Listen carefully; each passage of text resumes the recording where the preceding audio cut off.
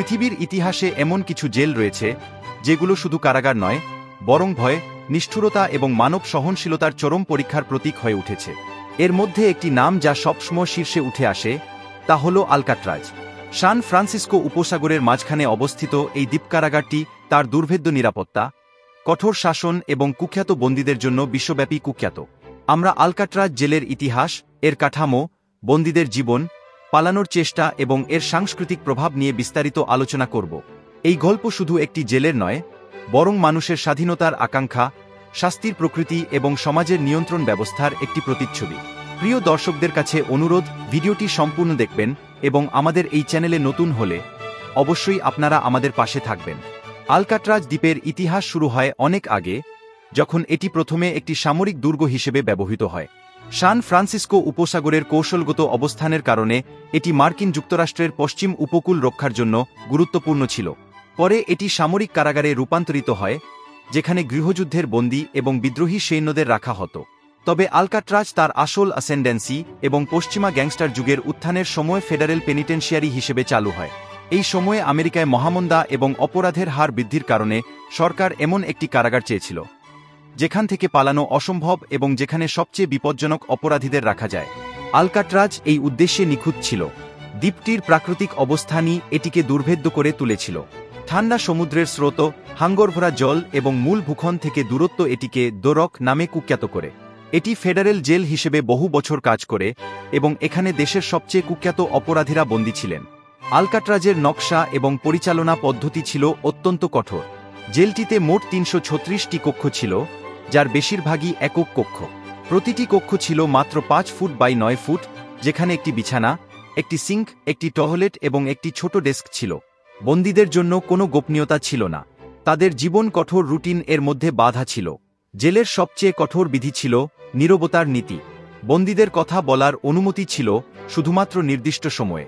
এই বিধির লক্ষ্য ছিল বন্দীদের মধ্যে যোগাযোগ কমিয়ে বিদ্রোহ বা পালানোর পরিকল্পনা রোধ করা। তবে এই নীরবতা বন্দীদের মানসিক স্বাস্থ্যের উপর গভীর প্রভাব ফেলত। অনেকে এই একাকিত্বের কারণে মানসিক ভারসাম্য হারিয়েছিলেন। জেলের নিরাপত্তা ব্যবস্থা ছিল অত্যন্ত কঠোর। প্রতি ৪ জন বন্দীর জন্য একজন প্রহরী ছিলেন, যা অন্যান্য জেলের তুলনায় অনেক বেশি। জেলের চারপাশে উঁচু দেয়াল, কাঁটাতার এবং ইলেকট্রনিক সেন্সর ছিল। সমুদ্রের প্রাকৃতিক বাধা ছাড়াও জেলের প্রবেশপথ এবং প্রস্থানপথ ছিল একাধিক স্তরের নিরাপত্তার অধীনে। আলকাট্রাজে বন্দীদের জীবন ছিল অত্যন্ত কঠিন। এখানে কেবলমাত্র সবচেয়ে বিপজ্জনক এবং কুখ্যাত অপরাধীদের রাখা হতো, যারা অন্য জেল থেকে পালানোর চেষ্টা করেছিল। এদের মধ্যে ছিলেন কুখ্যাত গ্যাংস্টার আল ক্যাপন, মেশিন গান কেলি এবং রবার্ট স্ট্রাউড, যিনি বার্ডম্যান অফ আলকাট্রাজ নামে পরিচিত। বন্দীদের দিন শুরু হতো ভোরে এবং তাদের কঠোর রুটিন অনুসরণ করতে হতো। তারা কারখানায় কাজ করত, যেমন জুতা তৈরি বা লন্ড্রি পরিষ্কার। খাবার ছিল সাধারণ কিন্তু পর্যাপ্ত এবং এটি ছিল বন্দীদের জন্য একমাত্র সান্ত্বনা। তবে তাদের কোনো বিনোদন বা সামাজিক মেলামেশার সুযোগ ছিল না। বিশেষ করে ডি ব্লক নামে পরিচিত একাকী কারাগারে বন্দীদের জন্য জীবন ছিল আরও কঠিন। এখানে বন্দীরা দিনের ২৩ ঘণ্টা একা থাকতেন এবং তাদের কোনো বাইরের সংযোগের অনুমতি ছিল না। আলকাট্রাজের সবচেয়ে আকর্ষণীয় দিক ছিল এর পালানোর চেষ্টার গল্প। জেলটিকে পালানো অসম্ভব বলা হলেও মোট ১৪টি পালানোর চেষ্টা হয়েছিল, যেখানে ৩৬ জন বন্দী জড়িত ছিল। এর মধ্যে সবচেয়ে বিখ্যাত ঘটনা হল ফ্রাঙ্ক মরিস এবং অ্যাংলিন ভ্রাতৃদ্বয় এর পালানো। তারা মাসের পর মাস ধরে তাদের কক্ষের দেয়ালে চামচ দিয়ে গর্ত বানিয়েছিলেন। তারা জেলের বায়ু চলাচল ব্যবস্থার মাধ্যমে ছাদে উঠে সমুদ্রে ঝাঁপ দিয়েছিল। তবে তাদের ভাগ্য কী হয়েছিল তা আজও রহস্য। কর্তৃপক্ষ দাবি করে যে তারা সমুদ্রের ঠান্ডা পানিতে ডুবে মারা গিয়েছিল, কিন্তু তাদের দেহ কখনো পাওয়া যায়নি। এই ঘটনা হলিউডের চলচ্চিত্র এসকেপ ফ্রম আলকাট্রাজ এর জন্য প্রধান প্রেরণা হয়ে ওঠে। আরেকটি উল্লেখযোগ্য ঘটনা হল ব্যাটল অফ আলকাট্রাজ। এই ঘটনায় ৬ জন বন্দী জেলের নিয়ন্ত্রণ নেওয়ার চেষ্টা করেছিল।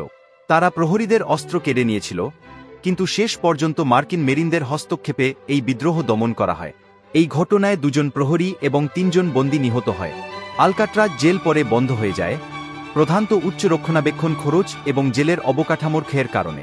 তবে এর পরেও আলকাট্রাজের গল্প শেষ হয়নি। আমেরিকার আদিবাসী অধিকার আন্দোলনকারীরা এই দ্বীপটি দখল করে এবং এটিকে তাদের অধিকারের প্রতীক হিসেবে ব্যবহার করে। এই ঘটনা আলকাট্রাজকে একটি রাজনৈতিক ও সাংস্কৃতিক প্রতীক হিসেবে নতুন পরিচয় দেয়। আজ আলকাট্রাজ একটি জনপ্রিয় পর্যটন কেন্দ্র। প্রতি বছর লাখো পর্যটক এই দ্বীপ পরিদর্শন করে এবং জেলের ইতিহাস সম্পর্কে জানে। এটি এখন ন্যাশনাল পার্ক সার্ভিসের অধীনে একটি ঐতিহাসিক স্থান হিসেবে সংরক্ষিত। আলকাট্রাজ শুধু একটি জেল নয়, এটি পপ সংস্কৃতির একটি অংশ। হলিউডের অসংখ্য চলচ্চিত্র এই জেলকে কেন্দ্র করে তৈরি হয়েছে। চলচ্চিত্র এই জেলের রহস্যময় আবেদনকে বিশ্বব্যাপী ছড়িয়ে দিয়েছে। এছাড়া আলকাট্রাজের গল্প মানুষের মধ্যে স্বাধীনতা, ন্যায়বিচার এবং শাস্তির প্রশ্ন তুলেছে। আলকাট্রাজ পৃথিবীর সবচেয়ে কুখ্যাত জেলগুলোর মধ্যে একটি হিসেবে তার স্থান ধরে রেখেছে। এর দুর্ভেদ্য নিরাপত্তা, কঠোর শাসন এবং কুখ্যাত বন্দীদের গল্প এটিকে একটি জীবন্ত কিংবদন্তি করে তুলেছে। এটি শুধু একটি কারাগার নয়, বরং মানুষের সংগ্রাম, স্বাধীনতার আকাঙ্ক্ষা এবং সমাজের শাস্তি ব্যবস্থার একটি প্রতিচ্ছবি। এই জেলের গল্প শুধু অতীতের নয়, এটি আজও আমাদের সমাজ এবং মানব প্রকৃতি সম্পর্কে অনেক কিছু বলে। ধন্যবাদ বন্ধুরা ভিডিওটি দেখার জন্য। ভালো লেগে থাকলে অবশ্যই পরিবার এবং বন্ধুদের মাঝে শেয়ার করে দেবেন।